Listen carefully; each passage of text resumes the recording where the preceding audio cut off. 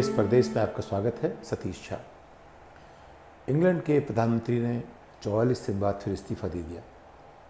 ये वो देश है जिसने दुनिया में अपनी साख बनाई थी लोकतंत्र की स्थापना करके, उसके तमाम संस्थाओं को स्थापित करके, जहाँ आज तक ऐसा नहीं हुआ कि कोई प्रधानमंत्री सिर्फ 44 दिन तक रहा हो।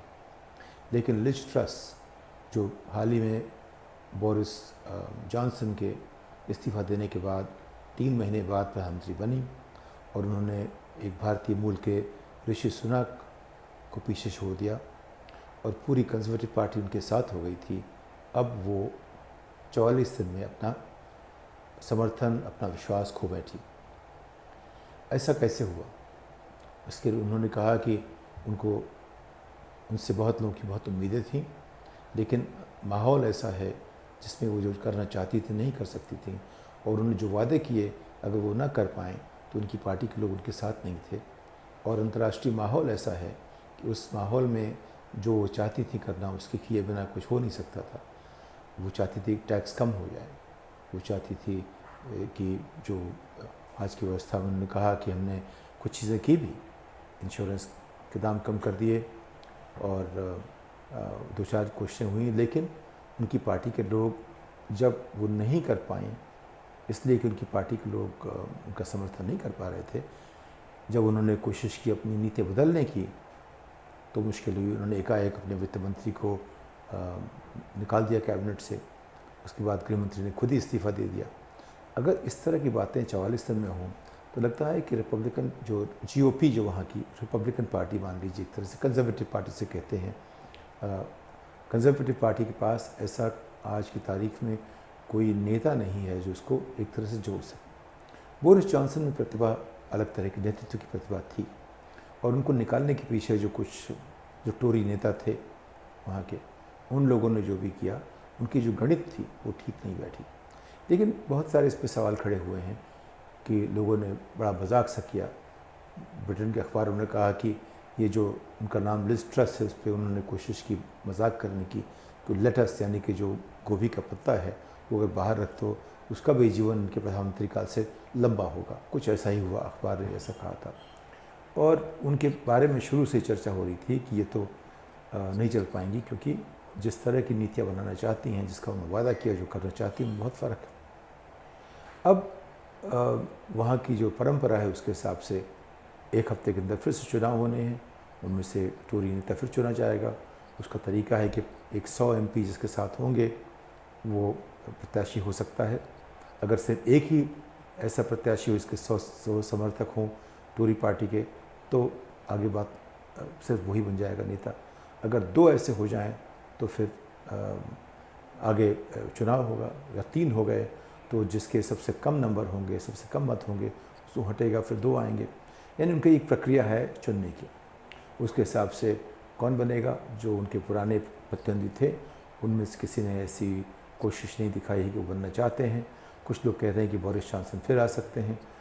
खैर, ये ब्रिटेन की राजनीति है। उसमें देखने लायक बात यह है कि टोरी पार्टी 12 साल से सत्ता में रही है। इन 12 सालों में उन्होंने कई प्रधानमंत्री बदले। ब्रेक्सिट को लेकर के जो बात शुरू हुई थी, सारा झगड़ा वहाँ शुरू हुआ। अगर ब्रेक्सिट पास नहीं होता तो ये सारी बातें आज की तारीख में शायद स्थायी रूप से चल रही होती।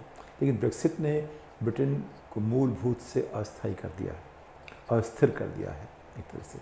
उसमें जो स्थिरता थी सरकार में हमेशा रही है, वो ब्रेक्सिट को नाम को लेकर के ख़त्म हो गई।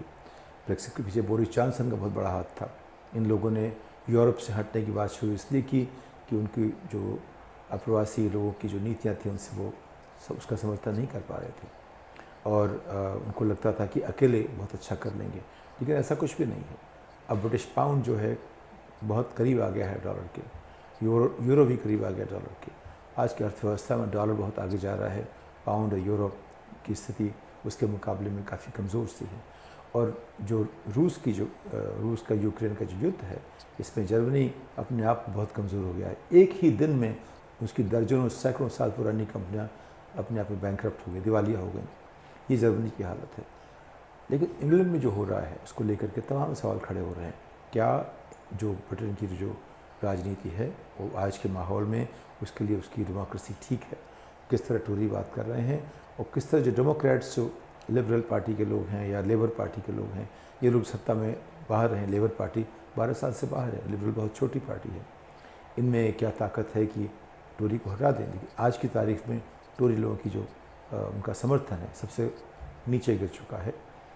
कुछ चीज़ें देखने के लिए भारत की बात के हिसाब से भी हैं कि अगर प्रधानमंत्री अपनी बात जो कहता है वो पूरी ना करे तो एक अच्छे लोकतंत्र में वो ज़्यादा दिन चल नहीं सकता। उसकी अपनी पार्टी के लोग इसके खिलाफ हो जाते हैं। लेकिन जैसे हमारी जो शासकीय पार्टी है आज की तारीख में, भारतीय जनता पार्टी, वहाँ अंदरूनी जो बातचीत ही बंद हो चुकी है।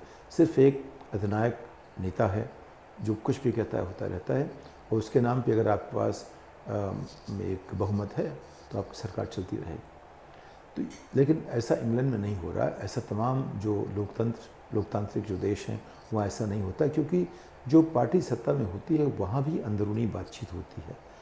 अगर आप पार्टी को एक अधिनायक की तरह चलाएं कि जो ऊपर से आदेश आए वही चलेगा, यानी कि उनकी जो उनका नेतृत्व है वही, अंदर से कोई बातचीत ही नहीं होगी, तब एक बड़ी मुश्किल खड़ी होती है जो हमारे यहाँ आप देख रहे हैं। जिसका मतलब ये है कि 58 रुपये से जो हमारा रुपया है, डॉलर पे 58 रुपये से 83 तक पहुँच गया है, यानी कि 25 रुपये की गिरावट 8 साल में।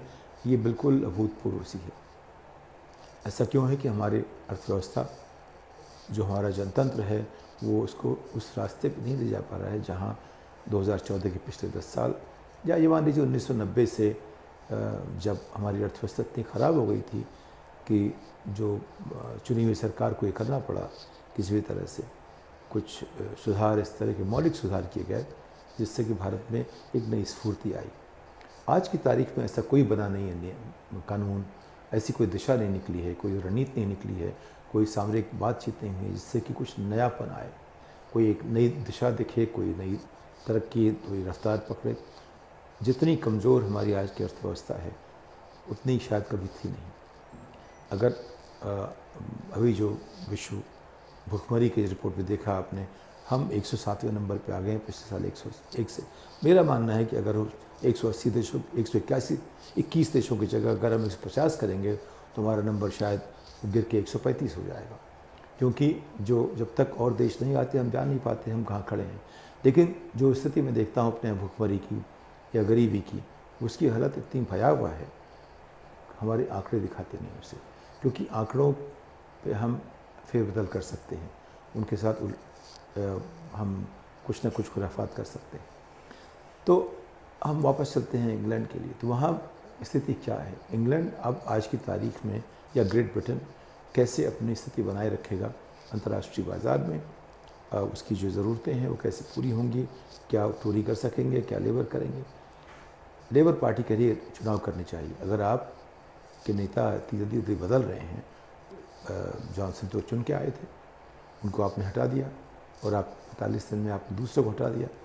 अब उसमें तीसरे की, अगर आप तीसरे को लाओगे भी, एक अस्थिरता बनी रहेगी, क्योंकि एक माहौल ऐसा बन गया है पार्टी में कि जो भी आएगा स्थिर नहीं हो पाएगा। अब भारत के मूल के लोग बोलेंगे सुनाक को लेना चाहिए, उससे बात बनती नहीं कि उन्होंने अपना एक विश्वास लोगों में कहीं खो दिया था। उन्होंने कई चीज़ें की उनके कैंपेन ने, जिससे लोगों का विश्वास उन पर से हट गया। काफ़ी विचार, अगर उनको देखें तो अच्छा बोलते थे, अच्छी बात कहते थे, लेकिन उनकी बात सब लोग उनको चाहते थे, लेकिन उनकी कुछ चीज़ों से लोगों का विश्वास हट गया। बाकी लोगों में जो नए लोग आएंगे, या बोरिस जॉनसन फिर आ सकते हैं, बोरिस जॉनसन में नेतृत्व की क्षमता है, उनको लोग समझते हैं, उनको अपना लीडर मान चुके हैं। अब दोबारा आना कितना आसान है कितना नहीं, मुझे लगता है उनमें क्षमता है। अगर वो चाहें तो उनको आसान होगा स्वीकार करना ब्रिटेन की राजनीति को। लेकिन अगर वो ना आना चाहें तो एक नए प्रत्याशी आ सकते हैं। पुराने ने अभी तक किसी ने अपनी रुचि दिखाई नहीं है इसमें, किसी का रुझान इस तरफ नहीं है। तो अब सब मिला के जो इंग्लैंड की राजनीति है वो कुछ ऐसा लगता है, जिस तरह की आप व्यंग देखें उससे लगता है कि अब उसे फिर से लोकतंत्र की परिभाषा जानने की ज़रूरत है। उसे फिर कोशिश करनी पड़ेगी कि हम अपना लोकतंत्र आज की स्थिति में ब्रेक्सिट के जो बाद के जो ब्रिटेन है उसमें कैसे चलाएं। या कुछ दिन पहले बातचीत हो रही थी, क्या स्कॉटलैंड फिर से रेफरेंडम करेगा, क्या ब्रिटेन को फिर से रेफरेंडम करना चाहिए, क्या, ये सारी बातें फिर से सामने आ रही हैं। तो सब मिला के आज की तारीख में यूरोप अस्थिर है, ब्रिटेन कुछ ज़्यादा स्थिर है, और ऐसी हालत में जो अंतर्राष्ट्रीय व्यवस्था है उस पर उसका थोड़ा असर पड़ेगा, क्योंकि ये बहुत बड़ी अर्थव्यवस्था नहीं है। मान लीजिए भारत से थोड़ा 2-4 पैसे ज़्यादा या कम हो सकती है, तो भारत बराबर की अर्थव्यवस्था है, छोटा सा देश है, तो उसका थोड़ा ज़्यादा महत्व है। उसका जो स्टॉक मार्केट में और जो वित्त मार्केट जो है, फाइनेंस मार्केट है, उसमें लंदन के मार्केट की अपनी अहमियत है। लेकिन ये सब बदलने वाला है अगर वहाँ की राजनीति में जो स्थिरता अब तक रही है उस पर सवाल लग जाए। इस बात के साथ अगली पायदान तक आपसे विदा लेता हूँ। नमस्कार।